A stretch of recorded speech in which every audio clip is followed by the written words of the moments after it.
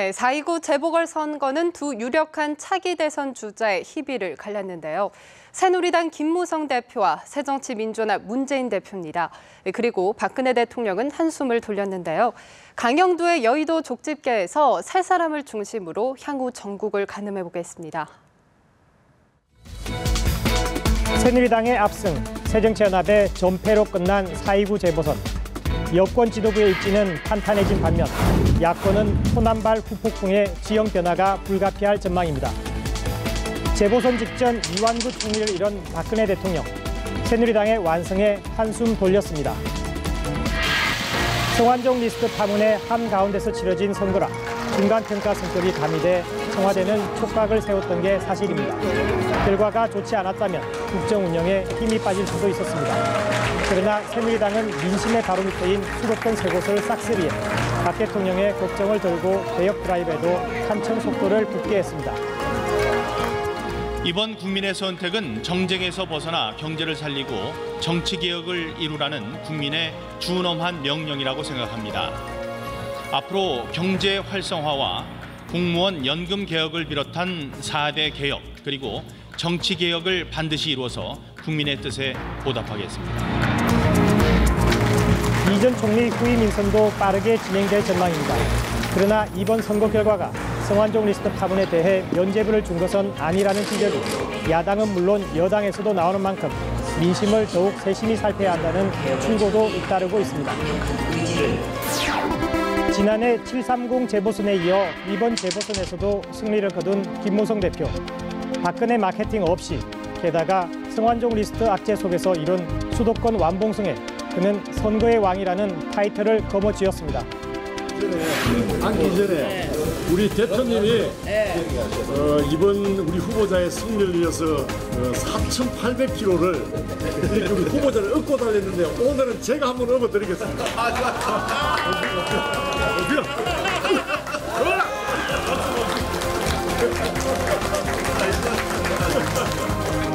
무엇보다 성완종 사태 초기 긴급 회견을 열어 성역 없는 수사를 촉구하고 이 전 총리의 자진 사퇴를 끌어내는 등 위기 관리 능력을 입증했습니다. 이 과정에서 취임 후 처음으로 박 대통령과 독대하며 여권 내 입지를 공고히 하는 소득도 얻었습니다. 날개를 단 셈인데 앞으로 당청 관계의 중심축가 김 대표 쪽으로 상당히 기울 것으로 보입니다. 지금은 어떻게 하면은 국민의 정치 혐오증을 떨쳐낼 수 있을지 여야 모두가 머리를 맞대고 지혜를 짜내야 하고 그렇지 않으면은 우리 정치는 동면을 한다고 생각합니다. 다만 일찌감치 차기 대권 가도를 질주하게 됐다는 건 부담으로 작용할 수도 있습니다. 주변의 견제가 극심해질 가능성이 크기 때문입니다. 0대4 참혹한 성적표를 받아든 새정치연합 문재인 대표. 절체절명의 위기에 봉착했습니다. 취임 3달 만입니다.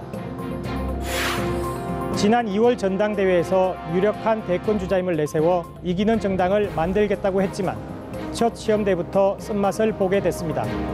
게다가 성완종 리스트 파문으로 여권이 궁지에 몰렸는데도 기회를 살리지 못했고 텃밭인 호남 민심도 끝내 돌리지 못했습니다. 호남발 야권 재편론의 제1야당의 위상은 크게 흔들리게 됐고 전국 주도권도 여당에 내줘 한마디로 내후외환의 리더십 위기에 빠졌습니다. 모두가 최선을 다했지만 저희가 부족했습니다. 특히 제가 부족했습니다. 이 시련을 약으로 삼겠습니다.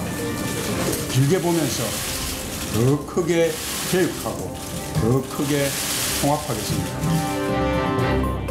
야권 분열 등 특수 상황이 있었지만 예견된 위기 상황을 선제적으로 대응하지 못한 점은 아쉬운 부분입니다. 견제 세력들은 자중질환을 피하기 위해 문재인 책임론에 입을 닫고 있지만 이런 시일 안에 수습하지 못한다면 얼마든지 태도가 달라질 수 있습니다. 이번 선거 결과는 저희의 부족함에 대한 유권자들의 실책일 뿐 박근혜 정권과 새누리당에 면죄부를 준 것이 아닙니다. 민주당이 대표한 것일 뿐 국민이 대표한 것이 아닙니다. 민주당은 이번 선거 결과에 굴하지 않고 국민과 함께 할 것입니다.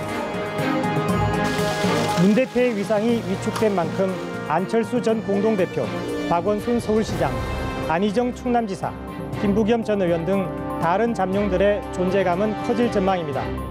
안 전 대표는 비록 승리를 견인하지 못했지만 계파를 떠나 선당후사하는 모습을 보여 당원들에게 깊은 인상을 남겼다는 평가가 나옵니다. 하지만 문 대표가 개혁과 통합, 이번 재보선이 남긴 숙제를 잘 풀어내고 문재인만의 자기 정치를 만들어 나간다면 얼마든 다시 일어설 수 있다는 전망입니다. 내후년 대선을 앞두고 치른 첫 번째 예비고사는 김 대표의 완승이었습니다. 그러나 패배는 약이 되는 법. 1년 뒤 치를 두 대표의 두 번째 예비고사, 총선 성적표가 기다려지는 이유입니다. 강영두의 여의도 족집게였습니다.